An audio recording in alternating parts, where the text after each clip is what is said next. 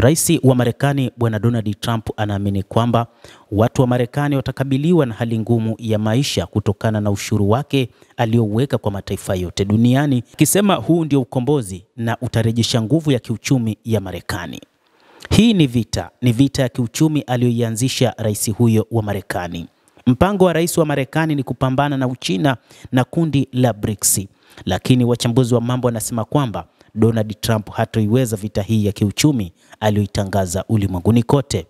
Trump huenda angefanikisha vita hivi lau tu angejaribu kugusa baadhi ya mataifa, lakini kugusa mataifa yote duniani ikiwa ni pamoja na washirika wake wa EU kwa maana ya Umoja wa Ulaya ni jambo ambalo litatengeneza mazingira ya kushindwa kwake katika vita hivi vya kiuchumi.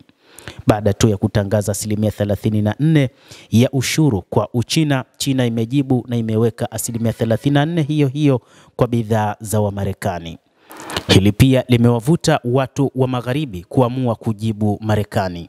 Tume ya Umoja wa Ulaya imependekeza orodha ya bidhaa za Marekani ambazo zitalengwa na ushuru wa ziada ili kukabiliana na vita hivi mpya vilivyowekwa na rais wa Marekani.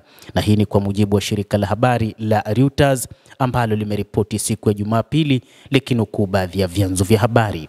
Katika marekebisho ya kimsingi ya sera ya biashara, rais wa Marekani Donald Trump alitangaza kiwango cha chini cha 10% cha ushuru kwa bidhaa zote zinazoagizwa kutoka nje, pamoja na majukumu ya ziada ya kuridhiana kwa nchi kadhaa ambazo anazituhumu kwa kukosekana kwa usawa wa kibiashara na Marekani. Mauzo ya nje ya Umoja wa Ulaya yameathiriwa zaidi ikikabiliwa na kiwango cha 20%. Trump alidai kuwa mataifa mengi yalikuwa yakirarua Marekani kupitia sera zenye madhara kama vile matumizi mabaya ya fedha na kodi kubwa ya ongezeko la thamani. Ushuru uliopangwa na Umoja wa Ulaya ungefunika hadi dola bilioni 28 ya bidhaa za Marekani, kulingana na shirika la habari la Reuters. Orodha hiyo ni pamoja na nyama, nafaka, divai, mbao, nguo, chewing gum, floss za meno, vacuum cleaners na karatasi za chooni.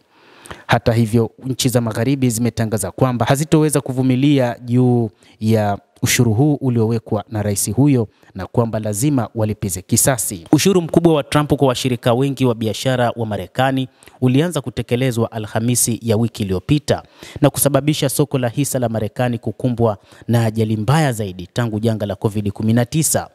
China imejibu kwa kutoza ushuru wa 34% kwa bidhaa za Marekani, huku nchi zingine pia zikiahidi kulipiza kisasi. Katika chapisho kwenye jukwaa lake la ukweli wa kijamii siku ya Jumamosi, rais wa Marekani aliwaambia wa Marekani kwamba kushikilia kwa kutarajia majibu ya jumuiya ya kimataifa kwa sera zake za kiuchumi haitakuwa rahisi, lakini matokeo ya mwisho yatakuwa ya kihistoria, Trump alisisitiza. Ushuru unawakilisha mapinduzi ya kiuchumi na tutashinda. Tutaifanya Marekani kuwa kubwa tena, aliongeza bwana Trump. China imepigwa sana kuliko Marekani, hata haijakaribia. Wao na mataifa mengine mengi yametutendea vibaya visivyokuwa endelevu. Tumekuwa mabubu na wanyonge, wachapwa viboko, lakini sio tena, anasema rais huyo wa Marekani akiandika katika ukurasa wake wa Truth Social. Lakini hili jambo hawakulelewa wa Marekani. Ilibidi tu waingie barabarani na kufanya maandamano kupinga masuala haya ya sera zake ambazo zinaonekana kama vile kuwayumbisha wa Marekani, lakini pia kutengeneza sekeseke la kuyumba kwa uchumi. Wakati huu soko la hisa limeyumba na inadaiwa kwamba kitendo cha kuweka ushuru kitasababisha watu wengi kukosa ajira, si Marekani tu lakini pia na hata katika nchi za Ulaya.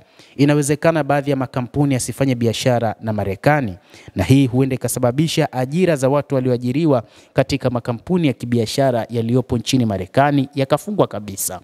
Na hili pia linaweza likamsababisha rais huyo wa Marekani asishinde vita yake, akiamini upande wa ushuru ndio utakaoinua uchumi wa taifa hilo. Ikumbukwe pia bado yupo katika masekeseke mengine ya mapambano, akitaka kupambana na Iran, lakini pia akitaka kusaidiana na Israel katika kupambana na waasi. Hivyo atatumia fedha nyingi, lakini pia na rasilimali nyingi za Kimarekani kwa ajili ya mambo hayo, na hii ndio sababu kubwa ambayo bwana Donald Trump itamshinda katika vita hivi vya kiuchumi. Mtazamaji, nawe pia una nafasi ya kulike, kucomment na kusubscribe channel yetu hii. Mimi ni Adam Hussein, endelea kuwa nasi wakati wote uweze kufahamu mambo mengi yanayojiri katika dunia.